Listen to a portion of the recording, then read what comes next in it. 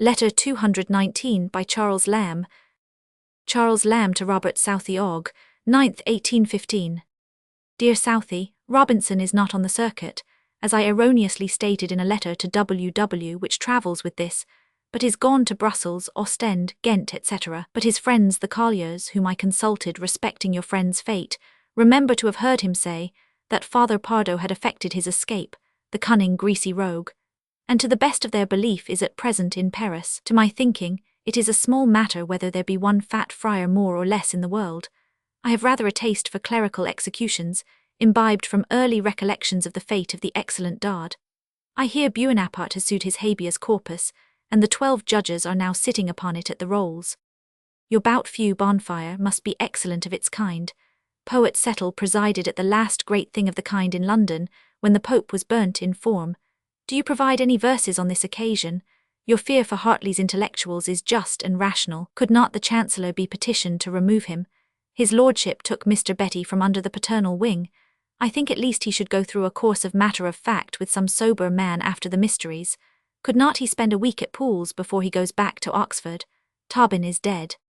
But there is a man in my office, a Mr. Hedges, who proses it away from morning to night, and never gets beyond corporal and material verities. He'd get these crack-brain metaphysics out of the young gentleman's head as soon as anyone I know.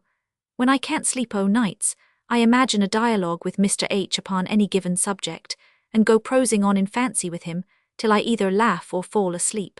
I have literally found it answer. I am going to stand godfather. I don't like the business. I cannot muster up decorum for these occasions. I shall certainly disgrace the font.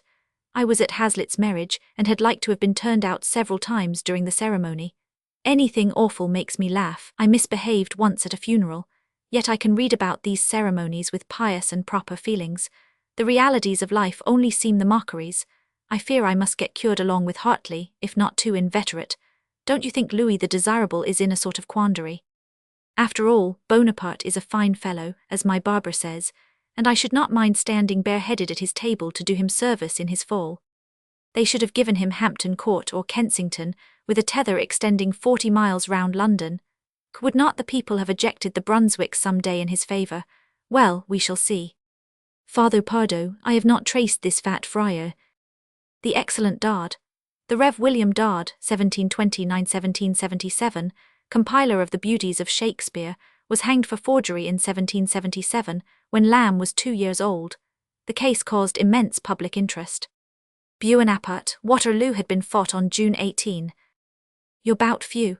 The bonfire in honour of Waterloo flamed on Skiddaw on August 21. See Southey's description in his letter to his brother, August 23, 1815, Life and Correspondence Vol. Roman 4, page 120. Poet Settle, Elkanah Settle, 1648–1724, was chief organiser of the procession on the anniversary of Queen Elizabeth's birthday in 1680, when the Pope was burned in effigy. Hartley Coleridge, now almost 19, after having been to school at Ambleside, had been sent to Oxford through the instrumentality of his uncle Southey. At the time of Lamb's letter he was staying at Calney with his father. Mr. Betty was the young Roscius, whom we have already seen, who, after retiring from the phenomenon stage of his career in 1808, had since been to school and to Cambridge upon his earnings, and had now become an adult actor. Poole was Thomas Poole of Netherstowey, whom we have seen, Coleridge's old and very sensible friend.